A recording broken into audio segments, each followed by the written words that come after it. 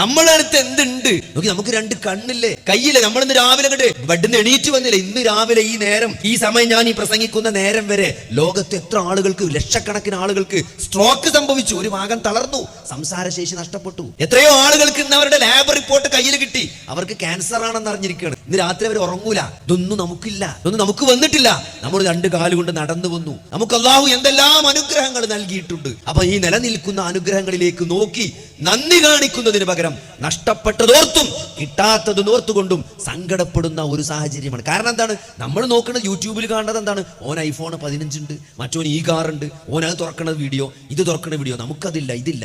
അങ്ങനെ ഇല്ലാത്തതിന്റെ സങ്കടങ്ങളും പരിഭവങ്ങളും നമ്മളെ തളർത്തുകയാണ്. അവിടെയാണ് നിരാശ വരുന്നത്, അവിടെയാണ് ആളുകൾ സന്തോഷം തേടി പോകുന്നത്. അതുകൊണ്ട് സഹോദരങ്ങളെ, ഇതൊരു ചെറിയൊരു ജീവിതമാണ്, വളരെ ചെറിയ ജീവിതം. കുറച്ച് ആൾക്കാർ നേരത്തെ പോകും. ജീവിതത്തിന് രണ്ട് ഘട്ടമുണ്ടെന്ന് മനസ്സിലാക്കുക. ഒന്ന് ഈ ദുനിയാവിലെ ചെറിയൊരു ജീവിതം, പിന്നെ മരണത്തിന് ശേഷമുള്ള കാലാകാലത്ത് അറ്റമില്ലാത്ത ജീവിതം. പക്ഷെ ആ ജീവിതത്തിൽ സന്തോഷം കിട്ടണമെങ്കിൽ എന്ത്? ഈ ജീവിതത്തിൽ നമ്മൾ പ്രവർത്തിക്കണം. അതിന് വളരെ ചെറിയൊരു ജീവിതമുള്ളൂ. അപ്പൊ ഇവിടെ അല്ലാഹു പ്രയാസങ്ങൾ നൽകി, എളുപ്പം നൽകിയൊക്കെ എന്ത് ചെയ്യും? പരീക്ഷിക്കും. അജബല്ലി അംറിൽ മുഅ്മിൻ, മുഅ്മിനിന്റെ കാര്യം എന്ത് അത്ഭുതമാണെന്നാണ്. എന്താ അത്ഭുതം? ഒരു ചെറിയ വിഷമുണ്ടായി, അതിന് പടച്ചോനൊരു കൂലി തരും അല്ലെ? ഒരു വെള്ളക്കുപ്പായിട്ട് ഇന്നിങ്ങനെ ഇറങ്ങി വെള്ളിയാഴ്ച ചെയ്യുന്നു, ചെറുതായിട്ട് എന്ത് ചെയ്തു? ഒരു മഞ്ഞളുടെ കറി ഒന്നിങ്ങനെ ആയി, ഒരു വിഷമം അല്ല. ബിരിയാണി ഇന്നപ്പം ആ അച്ചാറിന്റെ ചോപ്പ് ഒരു ഉറ്റൻ ചാടി, വെള്ള ഷർട്ട്, ഇന്ന് പുതിയ ഷർട്ടാ, ഒരു സങ്കടല്ലേ? പുതിയ ഫോണിന്റെ സ്ക്രീനും ഒരു വര മൂന്ന്, ഒരു വിഷമം മനസ്സിൽ. ഒരു വിഷമം വേണ്ട. നിങ്ങളെ വിശ്വാസിയുടെ മനസ്സിനെ ബാധിച്ച ഏതൊരു വിഷമത്തിനും അള്ളാഹു നിങ്ങൾക്ക് പ്രതിഫലം നൽകുന്നു. അത് ആഗ്രഹിച്ചാൽ മതി, അതൊന്ന് ആഗ്രഹിച്ചാൽ മതി. നിങ്ങളെ റബ്ബ്, നമ്മുടെ റബ്ബ് നമുക്ക് നൽകും. ഇത്രയും നല്ലൊരു സ്കീം വേറെ എവിടെയുള്ള സഹോദരങ്ങളെ?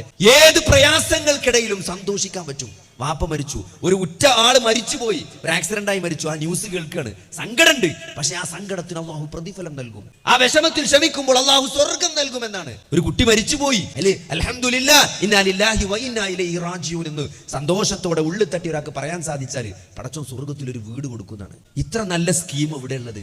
അതുകൊണ്ട് ഒരു വിശ്വാസിയെ സംബന്ധിച്ചിടത്തോളം ജീവിതത്തിൽ ആത്യന്തികമായി സങ്കടങ്ങളില്ല. ഒരു ക്യാൻസർ രോഗി ഒരിക്കൽ പറഞ്ഞാണ്, വളരെ മോർഫിനൊക്കെ ഇങ്ങനെ കൊടുത്തിട്ട് എത്ര ഡോസ് കൊടുത്തിട്ടോ വേദന കുറയില്ല. പക്ഷെ അയാളെ മുഖത്ത് ചിരിയാണ്. അയാൾ പറഞ്ഞെന്തറിയോ? ഇത് കുറച്ച് സമയമല്ലേ ഉള്ളൂ, ഞാൻ മരിച്ചു കഴിഞ്ഞാൽ അത് തീർന്നില്ലേ. ജീവിതത്തിൽ നമ്മൾ അങ്ങനെ കേട്ടിട്ടുണ്ടാവില്ല. കാരണം മരിക്കുന്നത് ആശ്വാസമായി കാണുക, അത് വിശ്വാസിക്കല്ലാതെ ആർക്കാ പറ്റുക? ഒരു മരണം എന്നുള്ളതിന് ആശ്വാസമായി കാണാൻ പറ്റുക? മരിച്ചു കഴിഞ്ഞാൽ പിന്നെ ഡോക്ടറെ വേദന ഇല്ലല്ലോ, പിന്നെ നമ്മൾ വേദന ഇല്ലാത്ത ലോകത്തേക്കല്ലേ, അവിടെ പടച്ചോ നമുക്ക് ഇതിനൊക്കെ പ്രതിഫലം തരൂലേ എന്ന് പറയും. അള്ളാഹിനെ പറ്റി നല്ലൊരു വിചാരം ഉണ്ടാകുക, അത് ഈ വിശ്വാസത്തിന് അത് സാധിക്കുള്ളൂ. ഈ പ്രപഞ്ചത്തിനെ സൃഷ്ടിച്ച സൃഷ്ടാവായ അള്ളാഹു മാത്രമാണ് ആരാധിക്കപ്പെടാൻ അർഹനെന്നുള്ള ആ കൃത്യമായ വിശ്വാസം, അത് പഠിപ്പിക്കാനാണ് ഇവിടെ പ്രവാചകന്മാർ വന്നത്.